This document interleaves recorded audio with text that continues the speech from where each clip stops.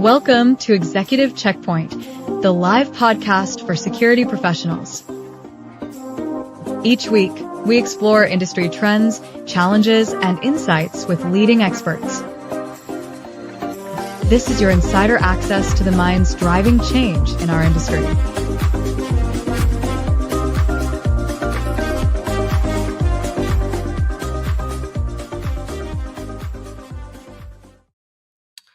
Welcome to Executive Checkpoint, where security professionals gather insight to navigate the ever-evolving world of physical and cybersecurity. I'm your host, Tino Urbina, and today we have the honor of having back Michael Gips, Managing Director for Kroll, as well as the President for Life Safety Alliance and a distinguished leader in the global security community.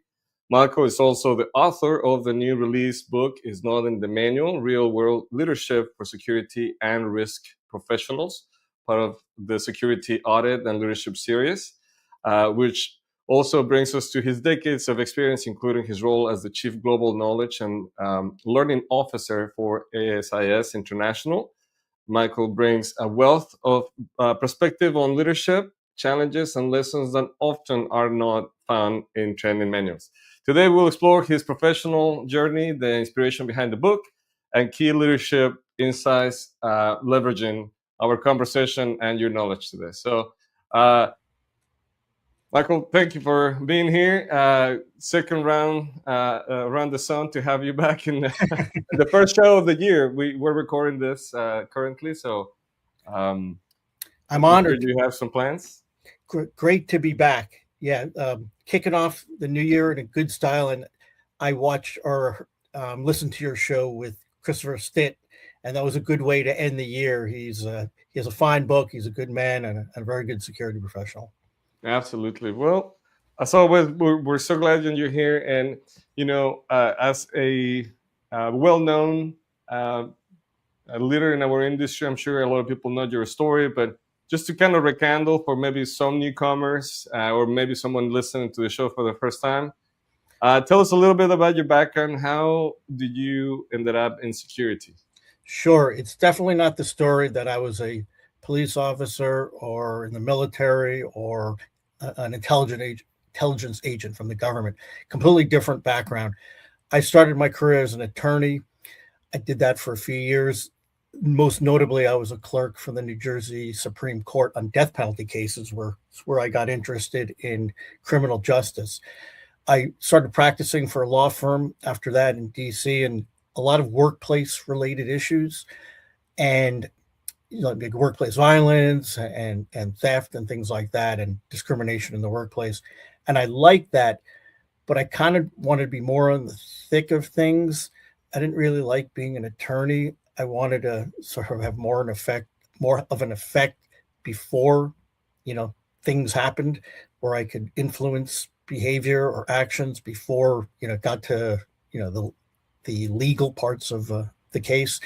So I stopped practicing law and I started writing about it as a journalist, freelance. And then I got a job at Security Management Magazine, which is the publication of ASIS, started writing about security issues, all types of security issues, learning at the sort of the knee of all the masters and of the people who, really built the industry. And I learned everything, from access control to computer security, as in the days of computer security was just starting, to intelligence, loss prevention. And I got to know a lot of people. I interviewed people from across the industry and around the world. And eventually I helped found the CSO Roundtable. Now it's the CSO Center, which is a bespoke group for chief security officers and their deputies. So I got into that leadership aspect. It's like, okay, how do you become a CSO? How do you get authority, actual and sort of implied authority as a CSO? How do you get respect in the boardroom? And how do you develop succession plans? How do you bring up the next generation of leaders to move beyond where you were able to go? So I did a lot of that and benchmarking and leadership development when I was there. And then I became Chief Global Knowledge and Learning Officer, where I went back to publishing over the CSO Center, and then over standards and guidelines, certification, and other areas. And I also took over as the really the first person who had uh, the de facto security leader, security head for ASIS. I took 5 years and started my own firm to sort of get into a lot of the operational aspects, doing investigations, helping startups, and continuing with thought leadership. And for the past year, I've been with Kroll doing a lot of those same things, especially with uh, providing guidance for law firms, family offices, utilities, and corporate, Fortune 500 type companies. And that's where we are today. And then we have this book that just came out a week ago, and I'm thrilled about it because it boils my 30 years into the wisdom of security and risk leadership that I've learned, experienced, and sort of gotten through osmosis through the people I've worked with and spoken to over the years. Yep.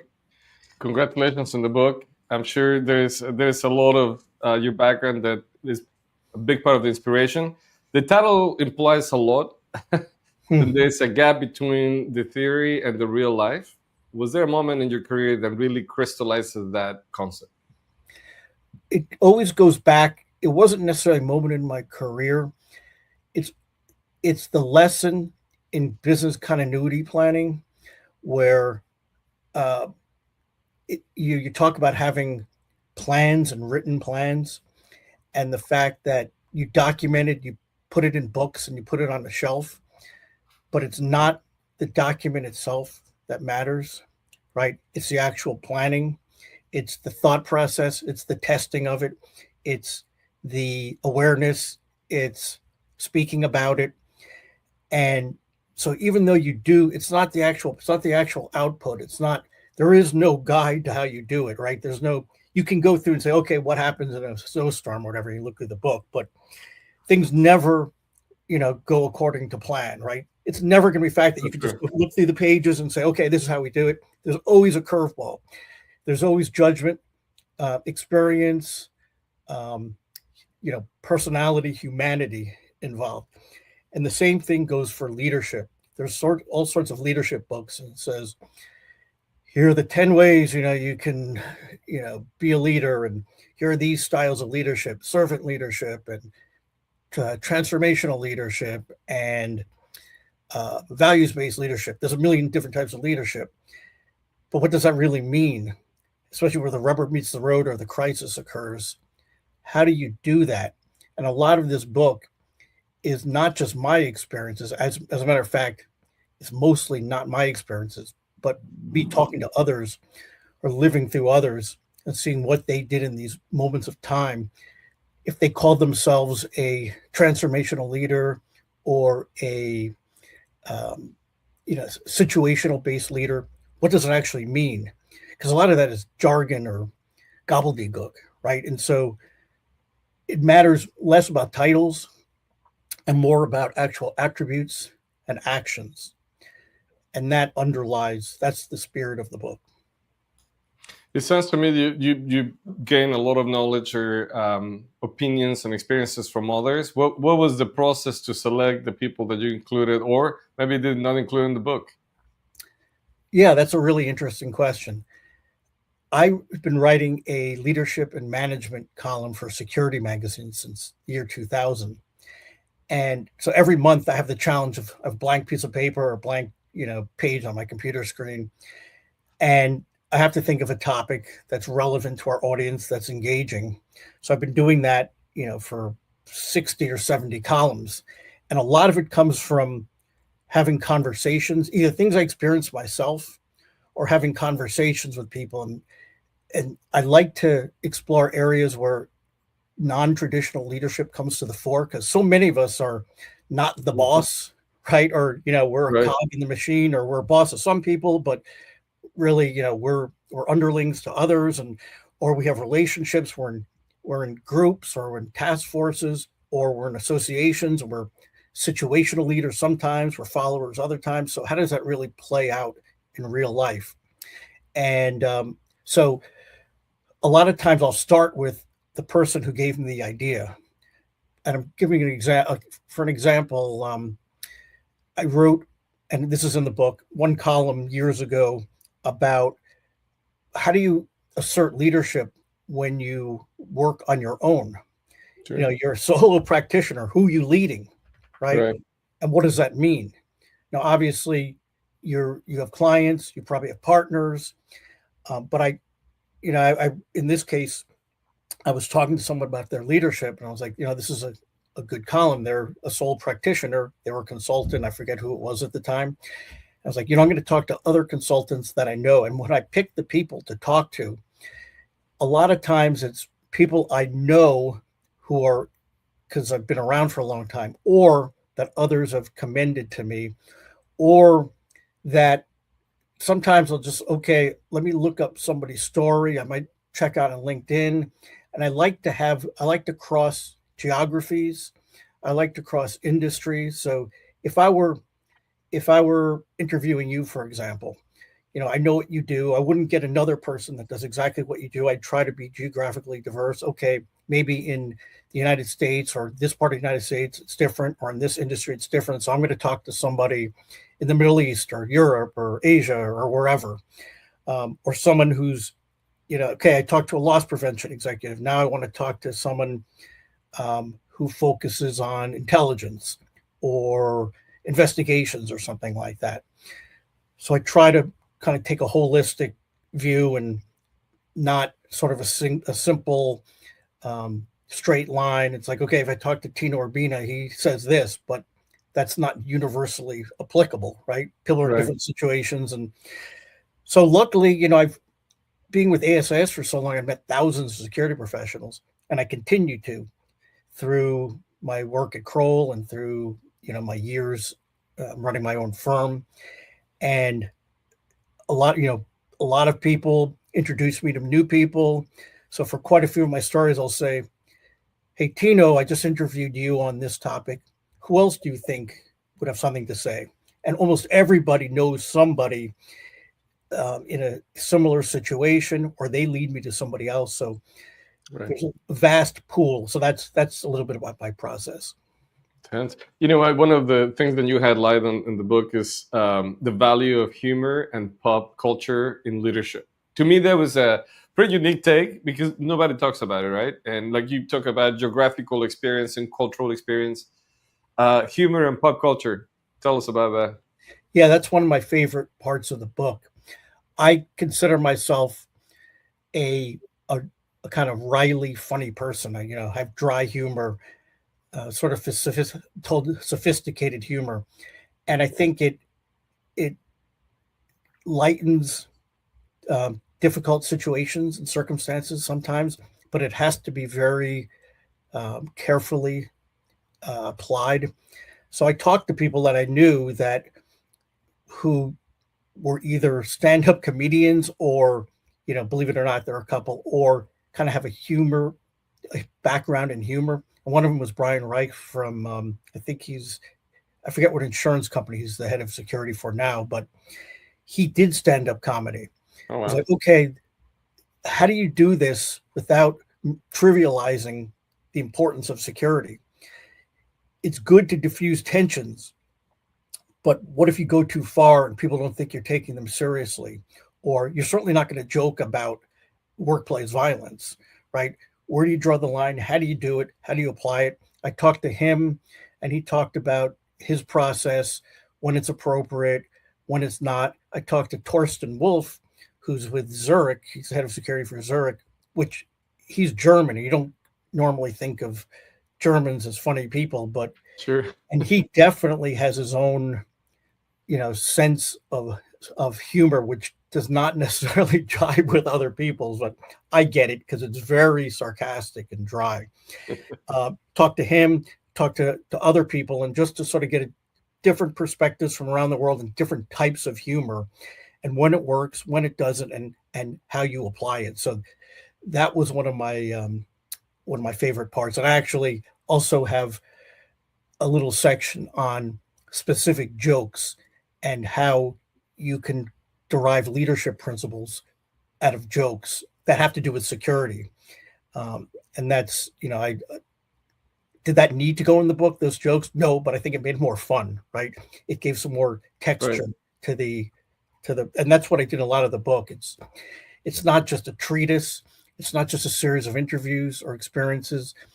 I try to put in, I try to lighten the load a little bit with, I have things called breakaways in the book where I'm a hockey player, and a breakaway is when you get the player gets the puck and goes in alone on the goalie.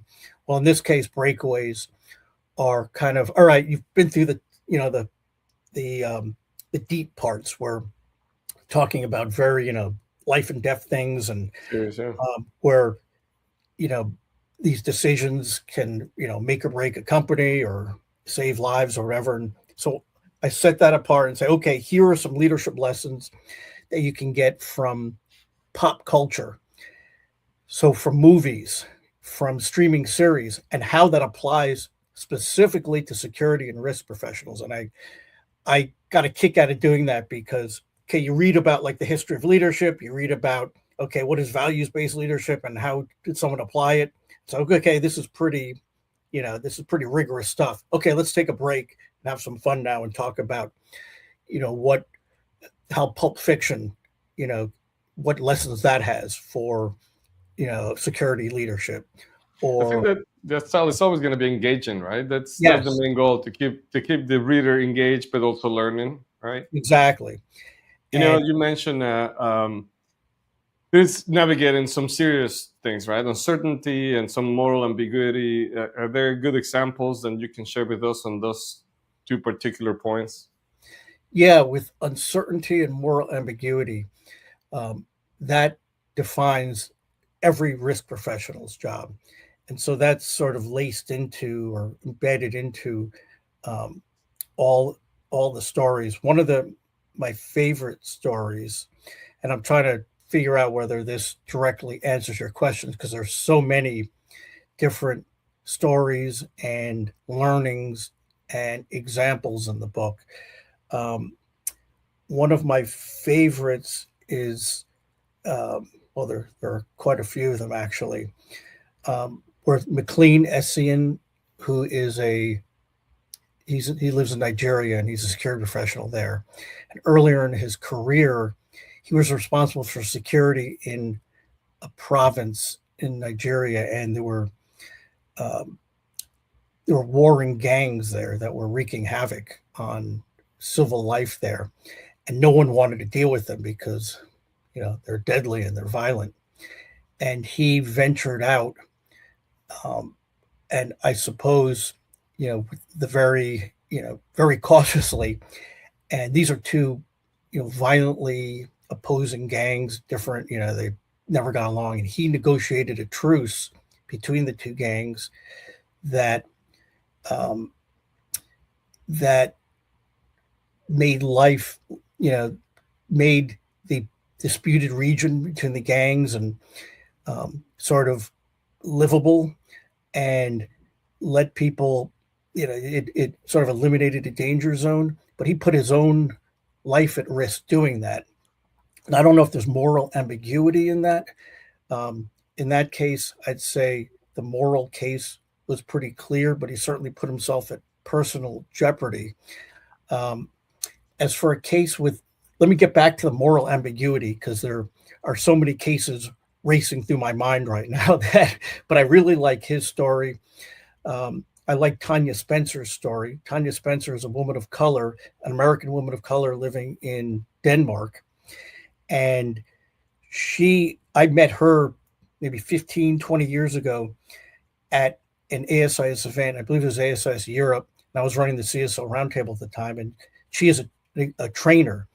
And so this is this diminutive woman speaking to very powerful and tall men in Europe, so this is like, this 5'2" woman or whatever talking to, these 6'2" men. And she was powerful. She was a energetic, compelling, completely engaging. I know, spellbound by her. And we went our different ways. I saw her a couple of years later. She was still great. And I found out later that she was struggling with personal demons that she had. There was trouble at home. She sort of was spiraling. She had, I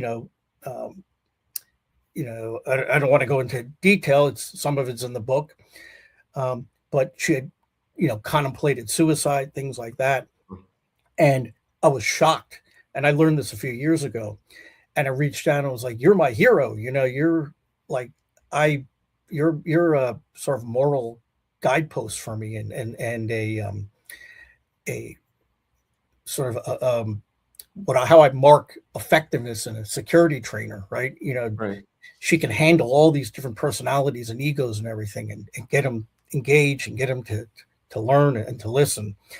And her story, you could read a little bit more in the book. It's ongoing, but she's had to fight demons, and she's not alone. There are a lot of people out there fighting demons. I talked to John Harris, and he's very open about the fact that he's had those sort of thoughts as well.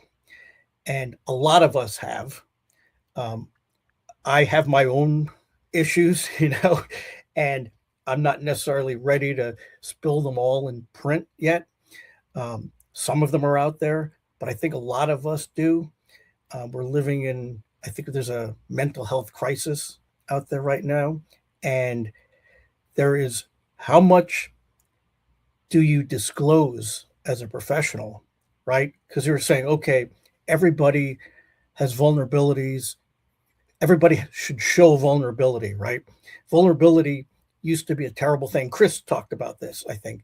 Vulnerability is insecure, it's a negative thing, but in communications or interactions, like show your vulnerability, your humility, blah, blah, blah. That's supposed to be a good thing. But as a security professional, do you want to hear about people being vulnerable? Maybe yes, maybe no. I talked to Melissa Agnes, who's an expert in that area in mental health and crisis management. And she has an attitude and she's well cited in the book. It's very open about showing how it's powerful to show vulnerability.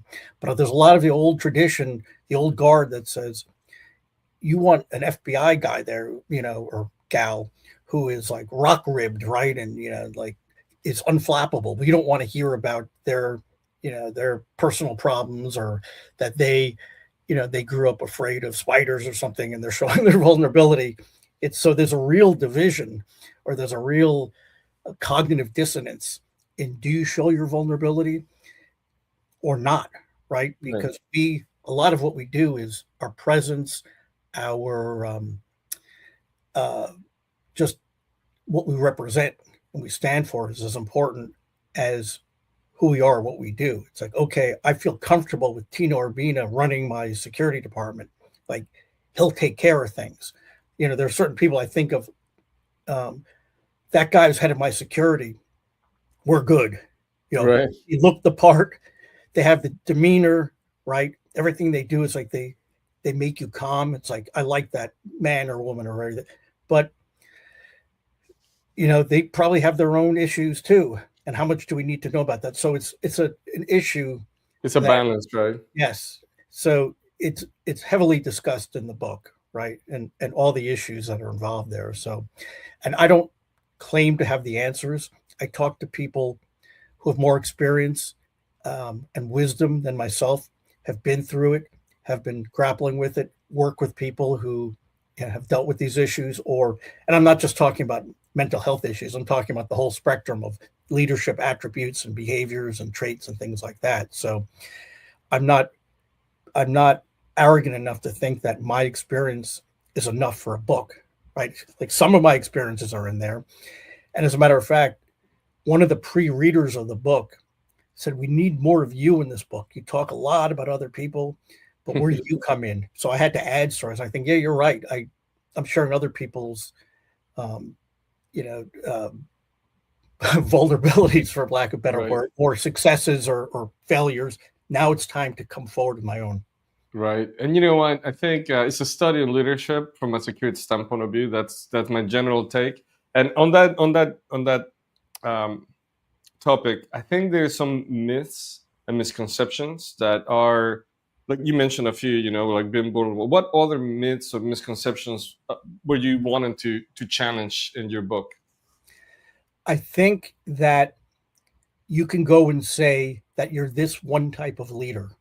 Because I would ask people, what type of leader are you? And everyone would say, I'm a servant leader, or whatever they said, or I'm a transformational leader, or I'm a situational leader. And if you look at the literature, there's a lot of types of leaders. And part of my book gets into that because I thought I'm not just going to throw around terms and say this or that without creating a framework. And so I list kind of the history of leadership and risk leadership. So it's not just leadership, because I wanted to make this apply to our industry. There are not many books that talk about security or risk leadership. There's books about security that talk about leadership.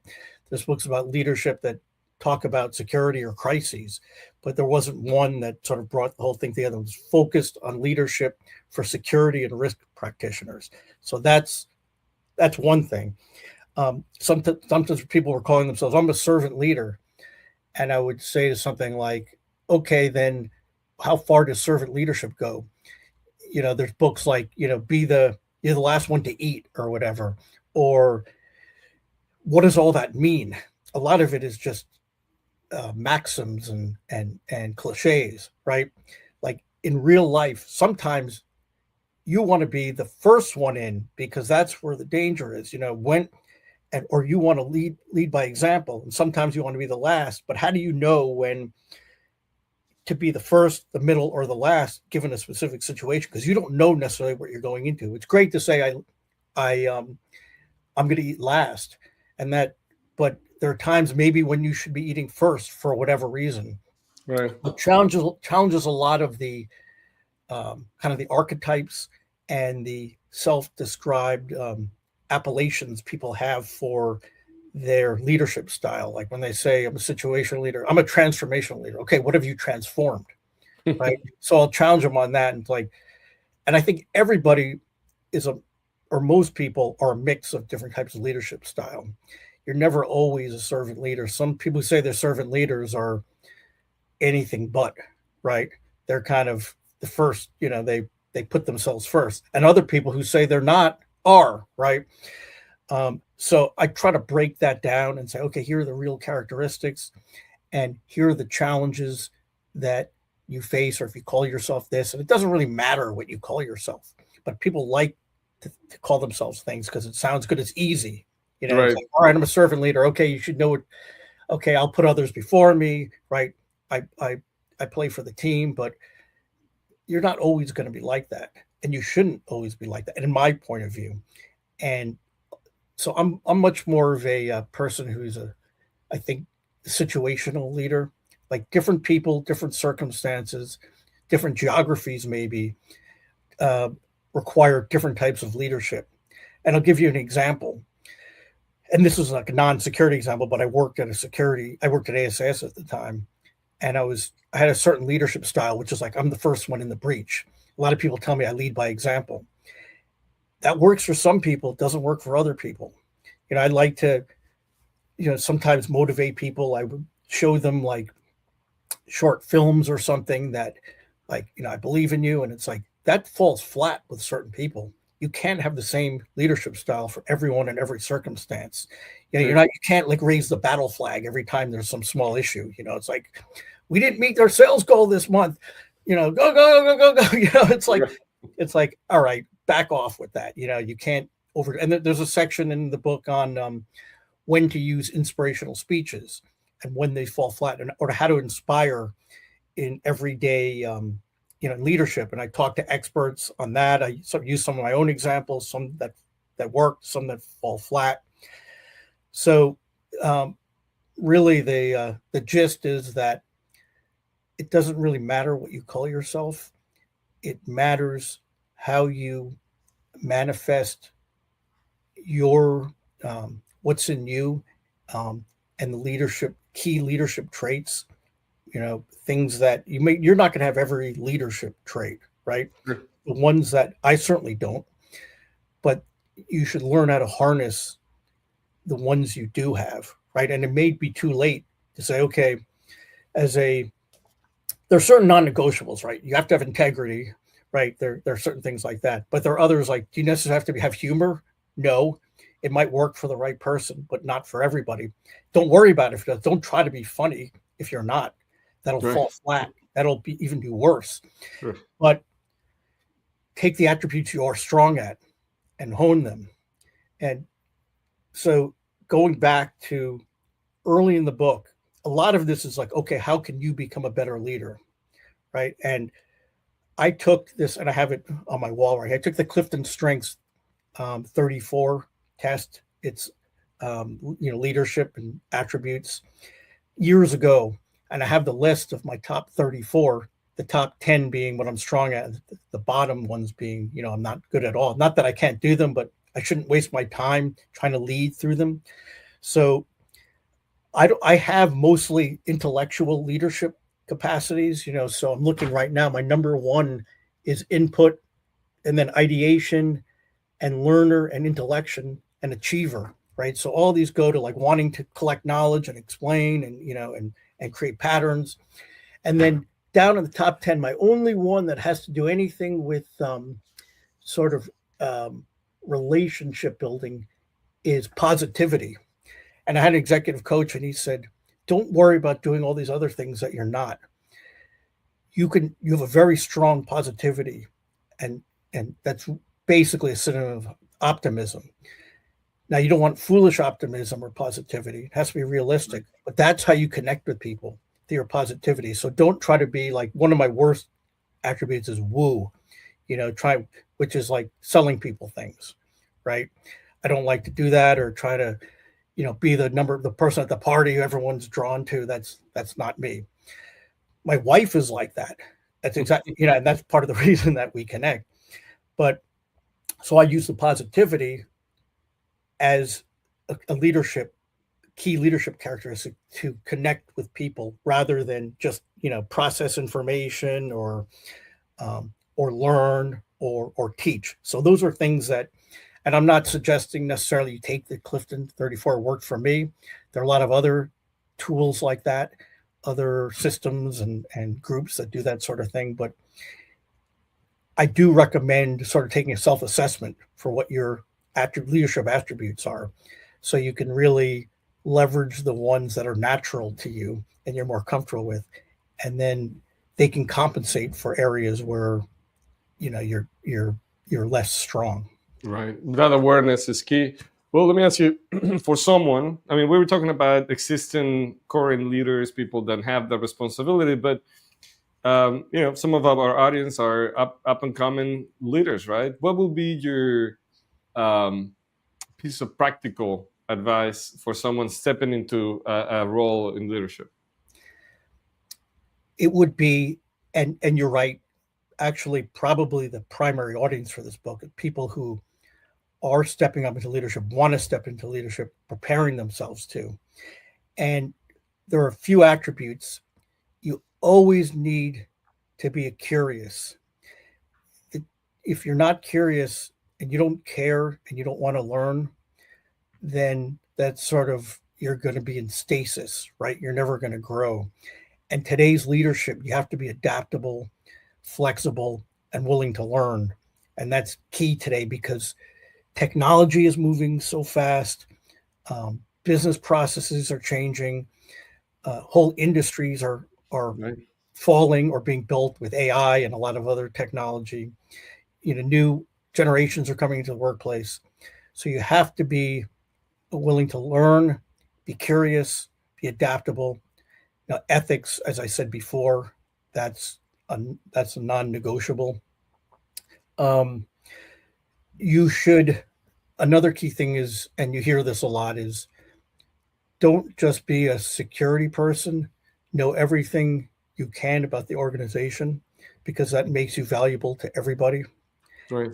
I like to say security shouldn't be, you've heard the security shouldn't be the Department of NO, right? Because you shouldn't be the one to say, oh, you can't do that.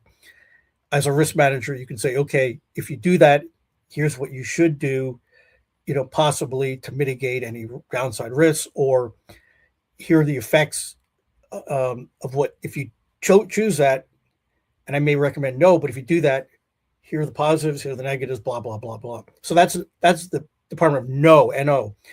You should be the department of K-N-O-W, no. So know what each business unit does, the policies and procedures for the organization, how they make their money, what processes work, who owns the risk in each of these areas. You should be able to, the CEO should be able to learn things from you because they can't possibly know. Every department should be able to come to you. And that's since you have to know every asset, you have to weigh every risk and make evaluations as head of security. You're really kind of the all-in-one jack of all trades, like ultimately even maybe as much as the chief operating officer. That makes you invaluable because you're not just security anymore. A lot of people say, security can be phased out. And we see that. It's like security, like once a company faces some sort of financial trouble, that department gets downsized or it gets cut out. And then, supply chain now takes over, operations takes over, it falls under HR or whatever. And then almost always it suffers, right? Because it's not tended to properly. The right people aren't in place. But if you're the person, if you're the emerging leader who knows how the company works and who has relationships, this is key, has relationships across and not to undermine, you don't want to undermine the boss by any, that's the worst thing you want to do. You want to support your boss, but you want to have relationships across the enterprise and be the kind of person who can answer questions and help. And that goes well beyond security. And it shows, security is always trying to prove its value. You will prove value right there. And I think your boss, whoever your boss is also responsible for helping you develop your leadership. If you're working for the right people, and there's a section in the book on that, particularly CSOs who have done the right thing and have cultivated. There are certain people who you see as a CSO. Why do their people always prosper? There's an example of Russ Cancilla in the book, and he was with Baker Hughes. He was a CSO of Baker Hughes. And it seemed like everybody who worked for him became a CSO somewhere else. Joe Olivares, who was the president of ASIS, he became the CSO at Jacobs Engineering. And there was like 5 other people. And it's like, how does this guy develop so many people who become CSOs at other organizations as well as successor at his own organization? And there's other people like Brad Brecky at Target who did that as well. But it's not very common.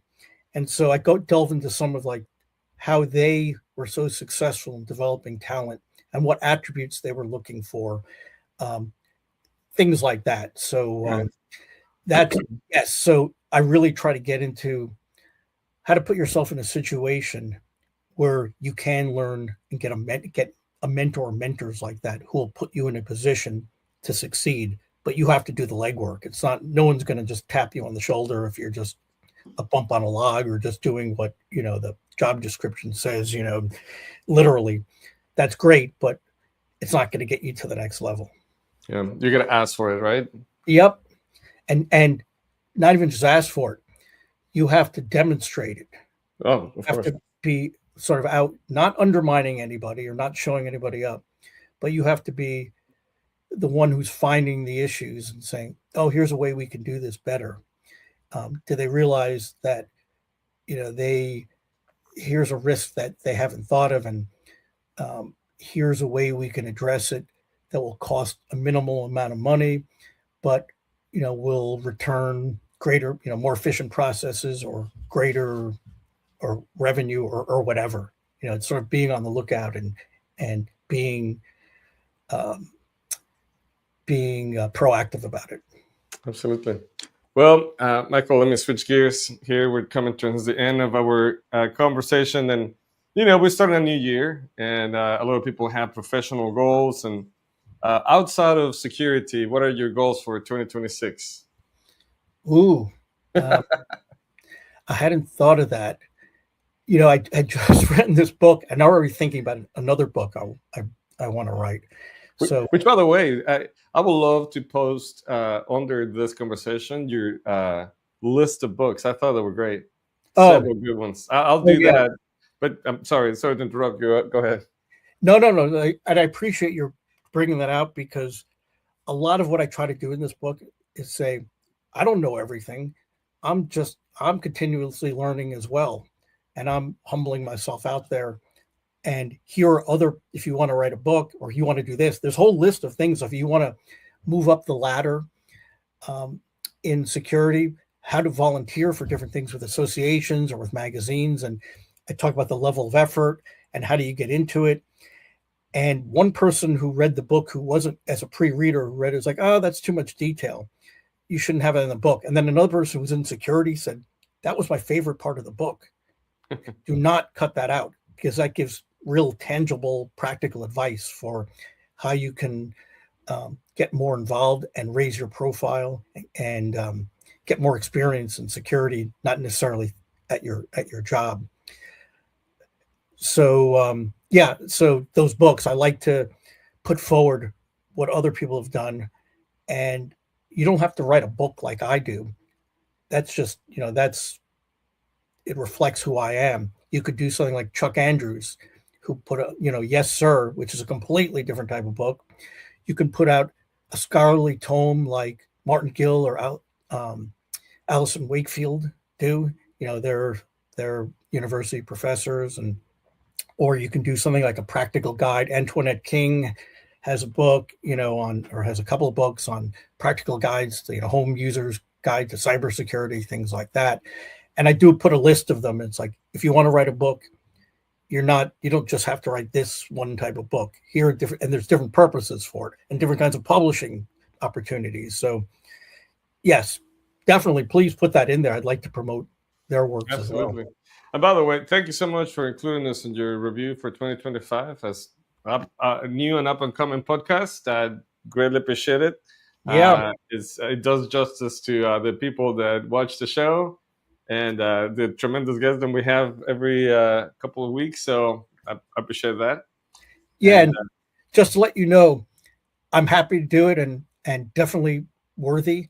I also talk to other people, so it doesn't sound like, oh yeah, he was on the show, so that's why he said it was a good show.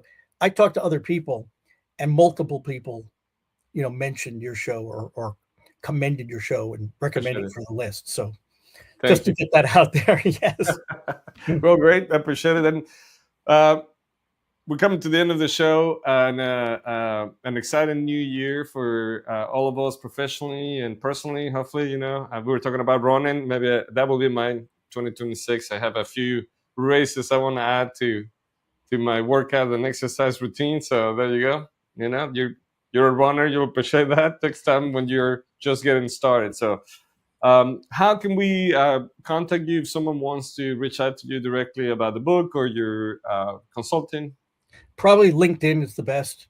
Just message me on LinkedIn, or if you're in security in any sense of the word, or you're connected to people that I know or respect or whatever, there's a good chance there's some people who obviously I'm not going to connect with, or I know they're bots or they're frauds or whatever, but I can suss that out. So just DM me on LinkedIn, or if you're already connected to me, just reach out that way. Or if you already have my email address, I'm not going to put it out here, just email me, and that's fine as well. Awesome. Well, Michael, thank you so much for taking us behind the scenes of your journey and your book. It is not in the manual. It is available for purchase in Amazon. That's what I found it. I'm waiting for my copy. Your reflections on leadership, authenticity, and the life experiences that you've shared with us today, so I greatly appreciate it. To those tuning in, be sure to check out Michael's book and follow and continues in his professional side with Kroll, and of course in LinkedIn. Until next time, stay informed, stay secure, and we will see you on the next checkpoint. Thank you so much.